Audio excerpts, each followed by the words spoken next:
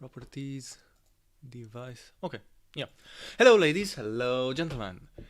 Time for a new reading stream. This time, we're starting with a new book I promised. The Generals, American Military Command from World War II to Today by Thomas E. Ricks. Author of the New York Times bestseller Fiasco. Okay, let me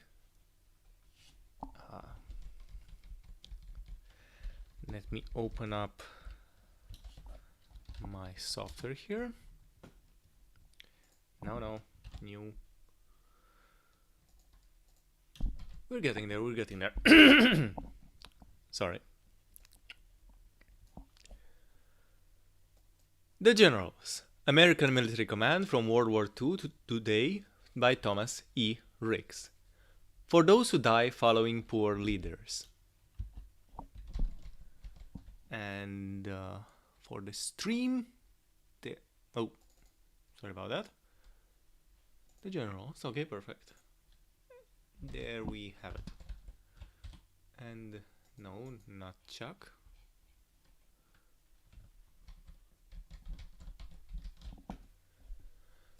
There are no bad soldiers, only bad generals. Saying attributed to Napoleon.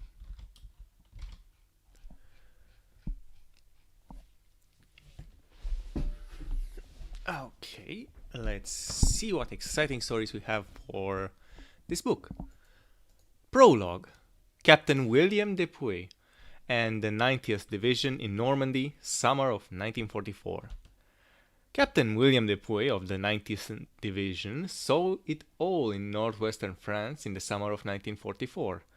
On June 13, 1944, a few days after the 90th Infantry Division went into action against the Germans in Normandy, Lieutenant General Lawton Collins, to whom the division reported, went on foot to check on his men. We could locate no regimental or battalion headquarters, he recalled with dismay. No shelling was going on, nor any fighting that we could observe. This was an ominous sign, as the battle for Normandy was far from decided, and the Wehrmacht was still trying to push the Americans, British, and Canadians, who had landed a week earlier, back into the sea. The 90th Assistant Division Commander, Brigadier General Hanging Sam Williams, also was looking for the leader of his Green Division. He found the division commander, Brigadier General J. McKelvey, sheltered from enemy fire, huddling in a drainage ditch along the base of a hedgerow. Sorry, I mispronounced the word. Along the base of a hedgerow. Oh, I said it again. Hedgerow. Okay. Along the base of a hedgerow. God damn it, General! You can't lead this division hiding in that goddamn hole! William shouted. Go back to the Captain... To the CP. Okay. Go back. Okay. Go back to the CP. Get the hell out of that hole and go to your vehicle.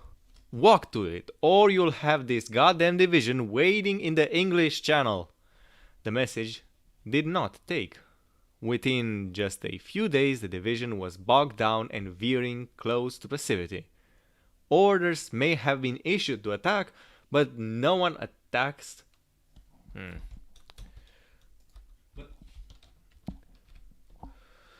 But no attacks took place, remembered Dupuy. Nothing really happened. Infantry leaders were totally exhausted and in a daze. There was a pervasive feeling of hopelessness. In June 1944, Dupuy was fighting to stay alive. No small feat in the bloody World War I-like combat of that summer. One infantry company in the 90th Command...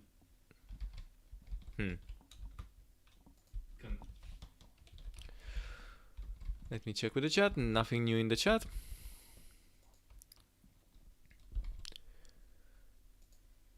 Began the day with 142 men and finished with 32. Its battalion commander walked around babbling, "I killed K Company! I killed K Company!" Later that summer in Normandy, one of the 90th battalions with 265 soldiers surrendered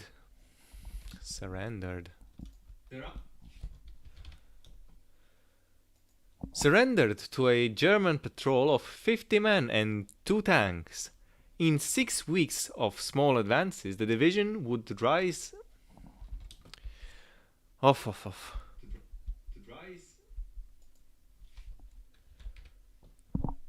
use up all its infantrymen, requesting replacements totaling 100%. The average term of service for a 90th Division lieutenant leading a platoon in combat was 2 weeks. The 90th Division in Normandy, Dupuy would remember bitterly, was a killing machine of our own troops. General Collins relieved McKelvey. In the relief order, General Collins wrote that the division's enemy opposition had been relatively light, probably less than a regimental combat team, a blistering aside. Collins instructed the 90th new commander, Major General Eugene Landrum, to fire the commanders of 2 of the division's 3 regiments.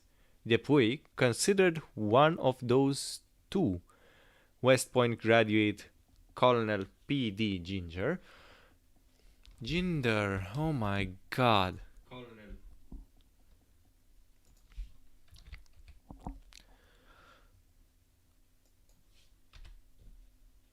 Colonel P.D. Ginder, a horse-ass of the worst order.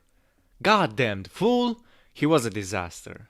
Dupuy was hardly alone in his estimate of Ginder.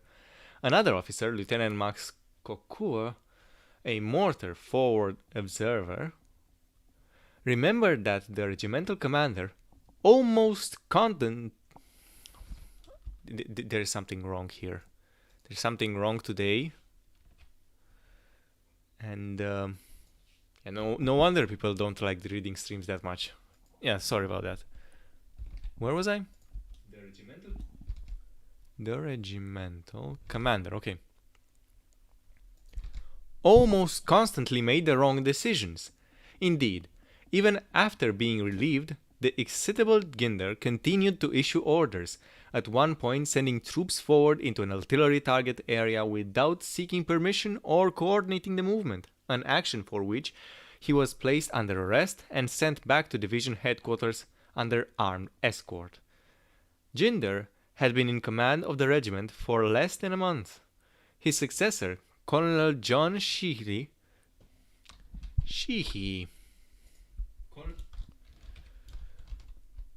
nothing new in chat, perfect. Colonel John Sheehy was killed in an ambush after 2 days in command. Colonel George Barth took command of Ginder's regiment after Sheehy's death. One day, he saw a long column of perhaps 800 men and asked Dupuy which battalions they were. That was no battalion, Dupuy replied. It was the day's incoming replacements for the division's casualties. Barth later confessed that, before taking over the regiment, he had never before experienced zero morale. McKelvey's successor, Landrum, was given a few weeks to prove he was able... Oh, sorry.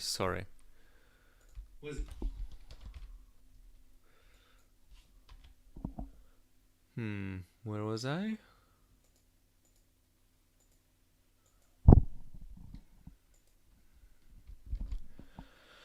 Was given a few weeks to prove he was an able commander, but by midsummer he also was judged to be wanting.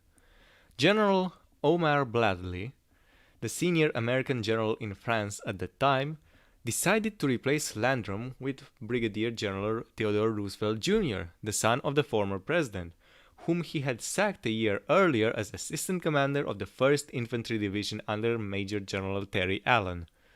But the night before he was given the job, Roosevelt died of a heart attack. Landrum was eventually removed as the commander of the 90th, though before he left, he fired the assistant division commander he had inherited, Brigadier General Sam Williams, with whom he had clashed. I feel that a general officer of a more optimistic and calming attitude would be more beneficial to this division at this time, Landrum wrote. Bradley concurred and topped off the dismissal by demoting Williams to colonel. The swift release of it's not great to stop reading when you have a sore throat. The swift reliefs of World War II were not an instrument of precision, and, while often effective in leading to more capable commanders, they were sometimes clearly the wrong move. Other officers watched and assessed the fairness of such firings.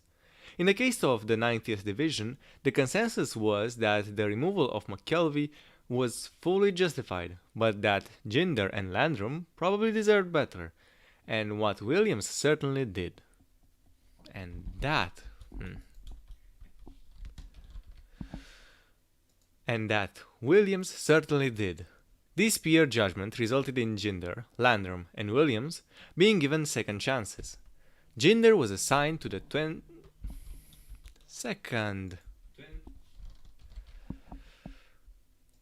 Division later that year as a spare commander and redeemed himself with a strong battlefield performance on Elsenborn Bridge.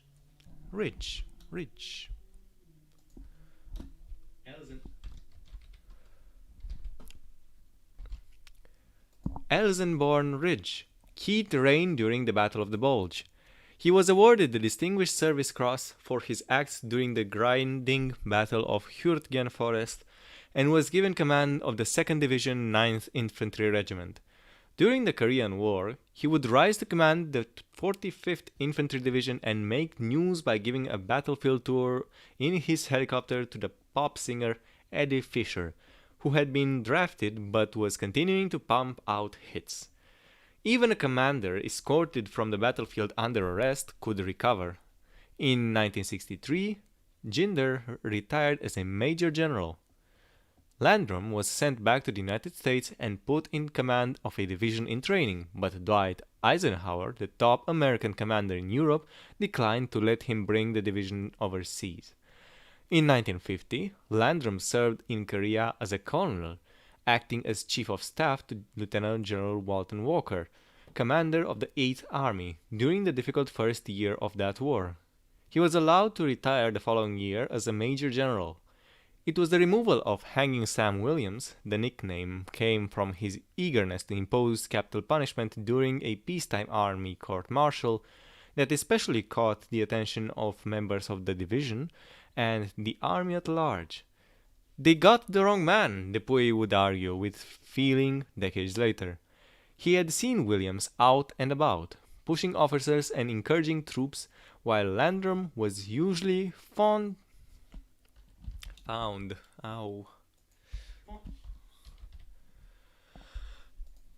back at his headquarters.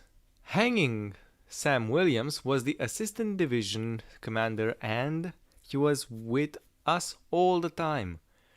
He was very helpful and a very brave and powerful man. Williams abided, living with his demotion for 7 years. He was promoted back to brigadier general in 1951 and a year later won command of the 25th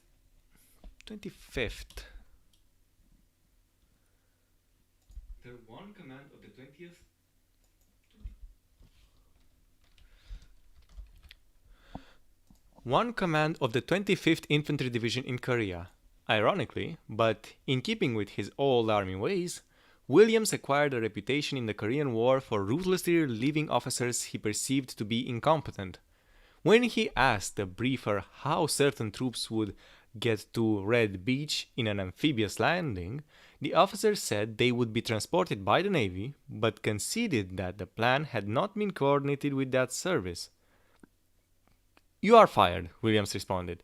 Williams's blunt manner would catch up with him later in Vietnam, in 1955, not long after the French disaster at Dien Bien Phu.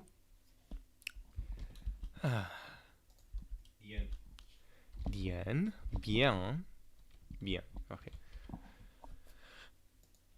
Bien Phu. he was made the top American military advisor in Vietnam, where he routinely engaged in shouting matches with the US ambassador. In an interesting coincidence, Crichton Abrams. I'm also getting annoyed.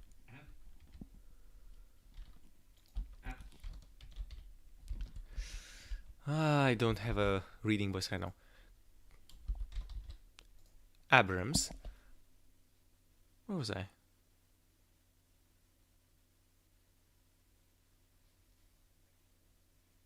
Right? Okay, top of the page, perfect. Abrams, the future American commander in Vietnam and Army Chief of Staff, would be assigned in the 1950s to work first for Williams and then for Ginder. He liked Williams but detested Ginder, who continued to display a remarkable mix of pomposity and incompetence. Williams eventually retired as a 3-star lieutenant general. Later in the summer of '44, Bradley sent Brigadier General Raymond McLean, who had brought from Italy to England, whom he had brought. Oh my god.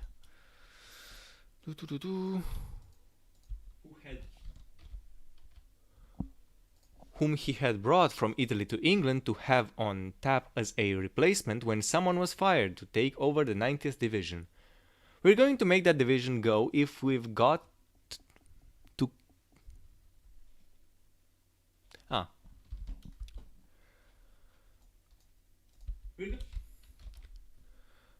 We're going to make that division go if we've got to can every senior officer in it, Bradley vowed. McLean kept him to his word, 2 days later giving him a list of 16 field-grade officers he wanted out of the division.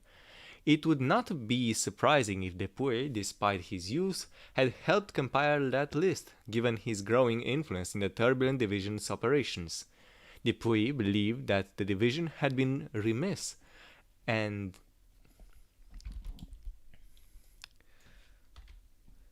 in not removing several officers before going into combat.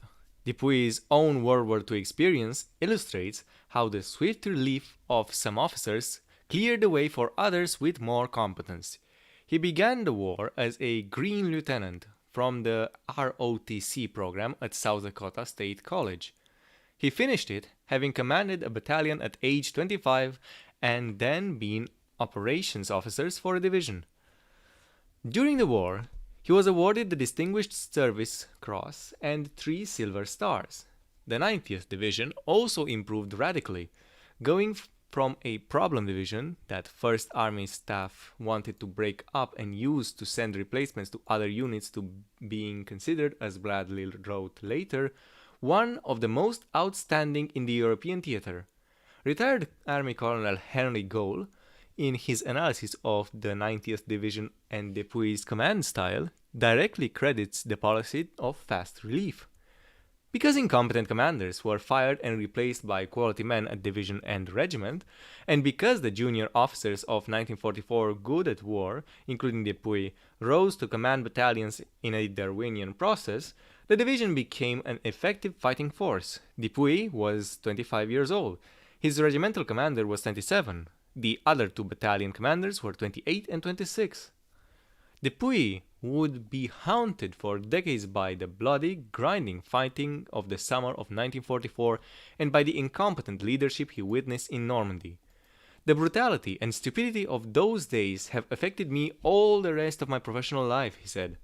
His experience shaped Dupuy's approach to fighting in Vietnam, where he would command the 1st Infantry Division 22 years later. He then would go on to play a central role in shaping of the post-Vietnam army that fought in Kuwait in 1991. Dupuy is one of the very small handful of very great soldiers that this country had produced in this 20th century, said another general, Don Starry. The army owes him a great debt, an enormous debt. He set it on the path for the 20th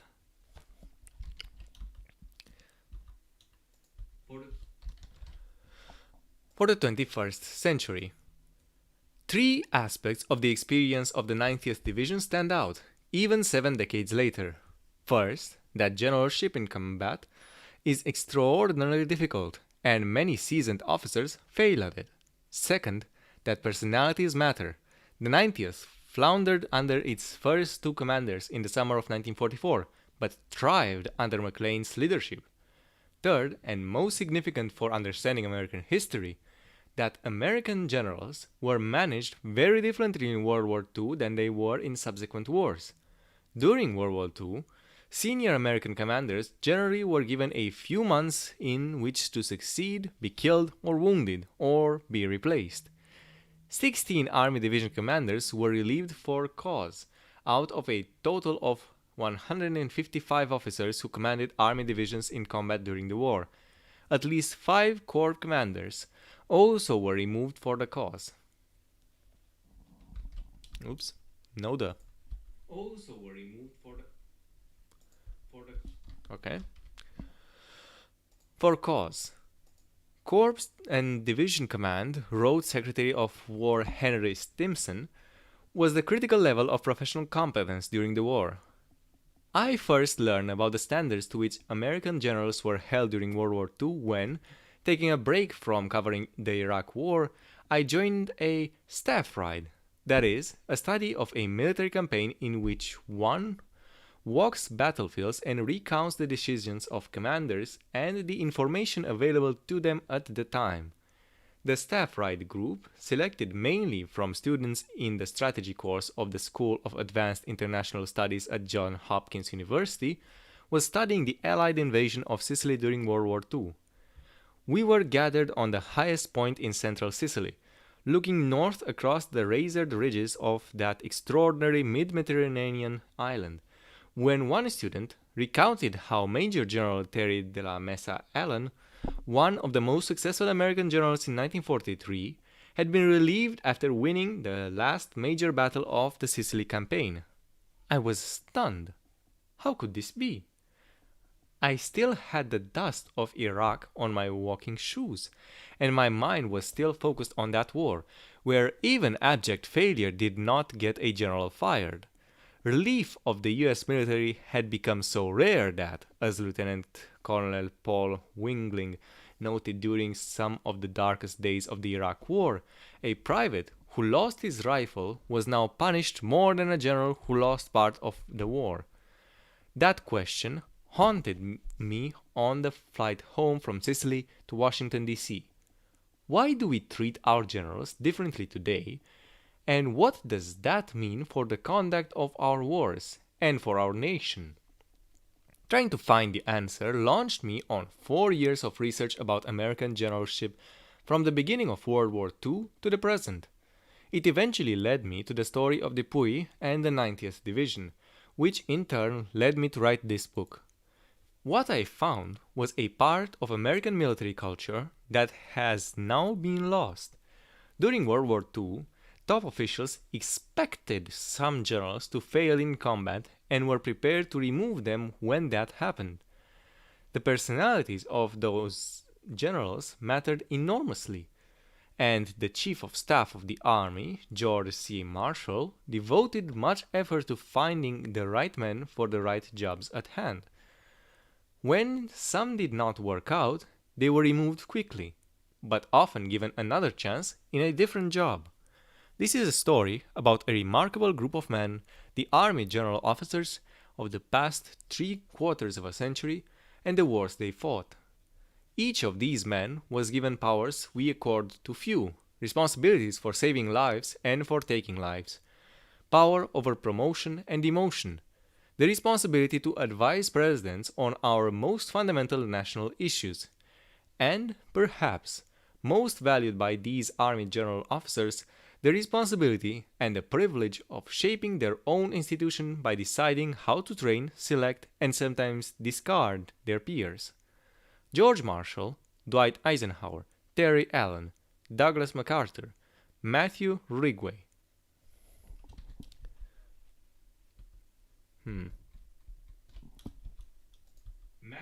Okay. Matthew Ridgway, Maxwell Taylor, William Westmoreland, William Dupuy, William Ray Pierce, Colin Powell, Norman Schwarzkopf, Tommy Franks, Ricardo Sanchez, George Casey, David Petraeus. It is evident that each and every one of these men loved the army and, even more than with most institutions, derived their personal as well as professional identities from it. Despite being shaped by the institution, all of them remained recognizable individuals, some of them extraordinary. Personality plays a tremendous part in war, George Patton once observed, and that certainly is true of the modern American armed forces, Patton himself being a primary example. Generals are born and generals are made. The promotion from colonel to brigadier, or 1-star, general, is one of the largest psychological leaps an officer can take. It is richly symbolic. The promoted officer removes from his or her collar the insignia of an army branch, the crossed rifles of infantry, for example, or the tiny triple-turreted castle of engineers, and puts on a single star. As brigadier generals, the newly promoted officers are instructed in a special course. They no longer represent a part of the army, but now are the stewards of the entire service. As members of the army's select few, they are expected to control and coordinate different branches, such as artillery, cavalry, and engineers, that is, to become generalists. It is difficult to speak with much authority about that process of promotion to brigadier general, which remains largely the realm of rumor and speculation. The deliberations of promotion boards remain the holy of U.S. military holies, more closely held than the secrets of the nation's nuclear arsenal. But it is possible to look at who was selected and what sorts of officers rose during different periods.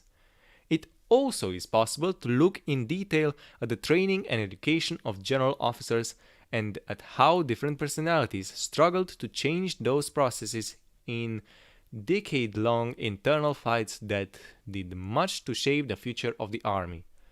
From that examination, we can see how the institutional choices of the past have shaped the conduct of our wars today. Most of all, we can study how generals performed in combat command. Different traits are required for different tasks. George Marshall had the military insight to know that at the top of the Allied military in Europe, overseeing the largest armed force in history, he would need an indefatigable team player with balanced judgment. He also had the skill to find the officer who could fit that bill, plucking Dwight Eisenhower from his post as executive officer of an infantry regiment to groom him for that unprecedented task, in which Ike eventually would wear 5 stars. Eisenhower, in turn, recognized that George Patton could excel in the battlefield task of pursuing the Germans across northwestern Europe. Had the two generals been reversed in their roles, as their relative seniority in service would have dictated, the history of World War II likely would be different. The qualities that are valued change, partly because the circumstances of war change, partly because tastes change. The army at various times had screened out certain qualities and decided that other qualities are indispensable. For example, George Marshall, at his senior subordinates, valued aggressiveness and cooperation, but Marshall was more inclined, on balance, to favor the aggressive officer, such as Terry Allen, while the senior subordinates, especially Bradley and Eisenhower, increasingly wanted cooperative generals who could be part of a larger team. During the 1950s, the Army especially seemed to value conformists. In the late 1980s and 1990s, Army leaders talked incessantly about warfighters. In fact, that turned out to be a misnomer, because they produced a generation of tacticians who knew how to fight battles, but who apparently lacked the strategic ability to fight and conclude wars. Despite these changes, there are traits that all generals must possess. These characteristics, often found in the outlines of the martial system, the characteristics he prized. They are still visible in today's generals. The same sorts of people, energetic, determined team players, tend to be chosen to lead the military, for what they do is essentially the same. Being a general usually involves being able to impose one's will on a large organization engaged in the most stressful of human activities. It is almost always driven by the twofold ability first to anticipate problems and devise solutions, and then to get people to execute the resulting plans. Yet, the way in which the generals themselves are managed has fundamentally shifted since World War II. Marshall saw relief as a natural part of generalship. Firing, like hiring, was simply one of the basic tasks of the senior managers. It was inevitable when selecting human beings for extraordinarily complex and difficult jobs that some precedents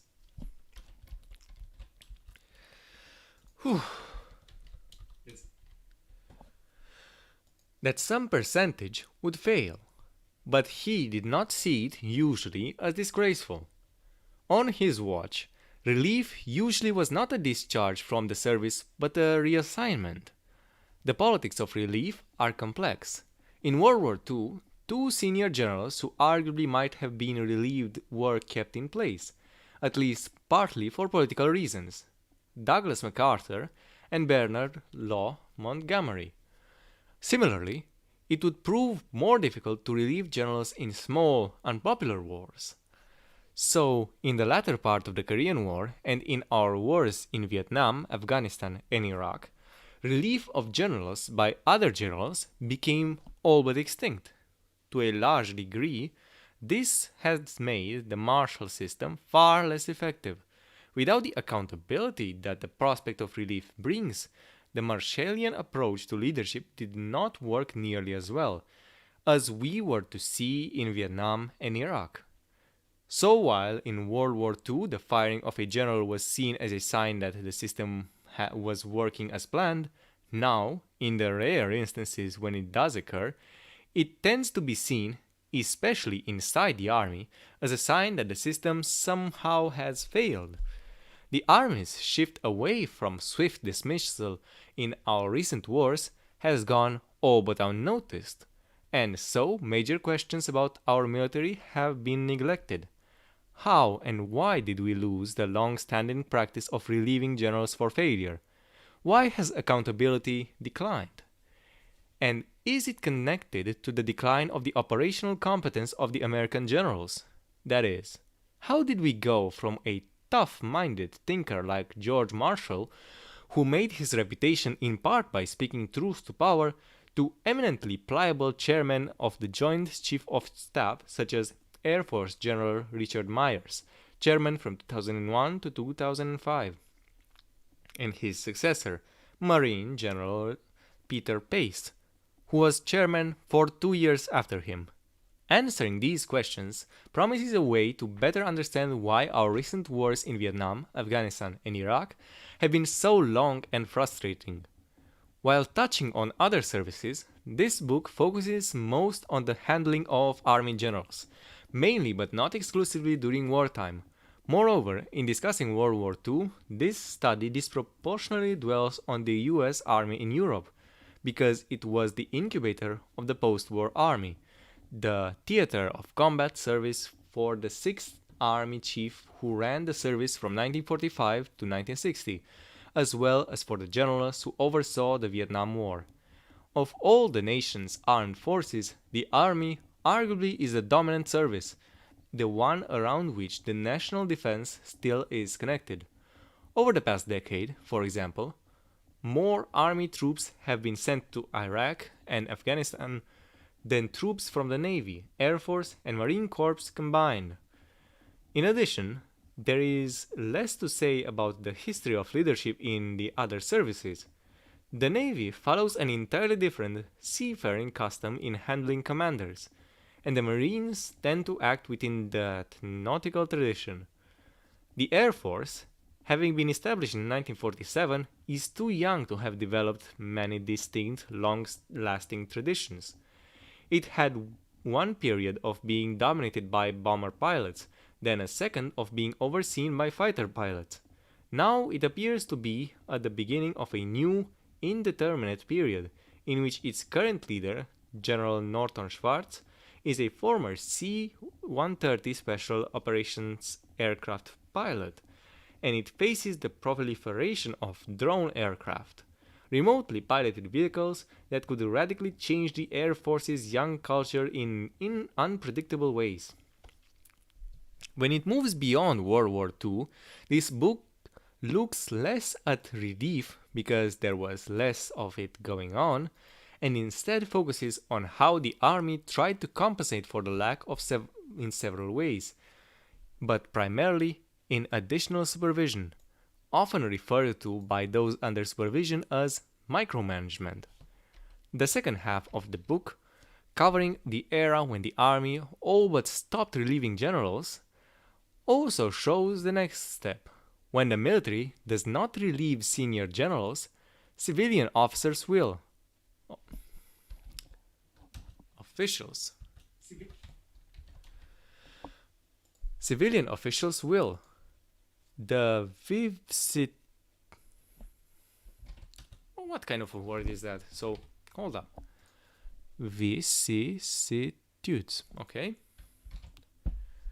The vicissitudes of the relationship between generals and their civilian overseers are a secondary theme of the book, because the quality of civil-military discourse is often a sign of whether a war is being conducted effectively, one of the few available leading indicators. When presidents and generals speak clearly to one another in an atmosphere of candor and trust, wars tend to be fought more effectively than when officials mislead one another or simply do not deal among themselves in a straightforward manner that surfaces and examines differences and assumptions. The foremost example of this is the distrustful relationship that existed between Lyndon Johnson and the Joint Chiefs of Staff during the Vietnam War. When, after the debacle of Vietnam, the army began rebuilding, it had to rely more on two other critical tools of management: training and education. Hold up. For a moment, the book collapsed.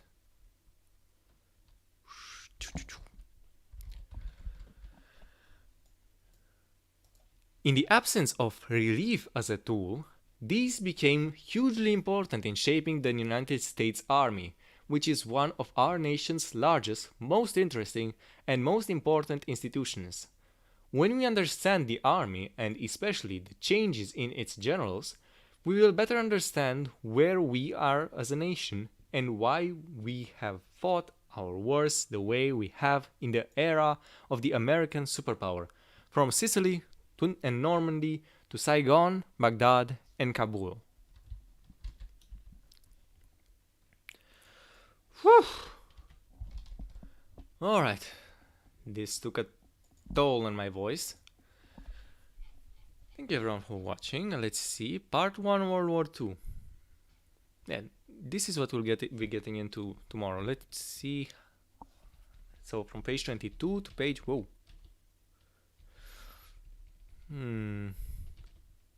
Okay, interesting. So many sub-chapters, alright. Ooh, okay.